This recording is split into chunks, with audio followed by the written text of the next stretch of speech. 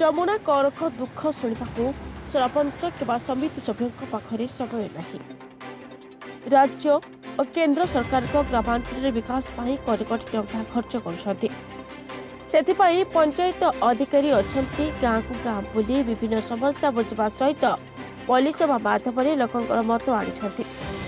ପୁଣି ସ୍ଥାନୀୟ ସରପଞ୍ଚ ସମିତି ସଭ୍ୟ ମଧ୍ୟ ନିର୍ବାଚନ ସମୟରେ ମିଠା ମିଠା କଥା କହି ଭୋଟ ହାତେଇବାରେ ଧୁରନ୍ଧର।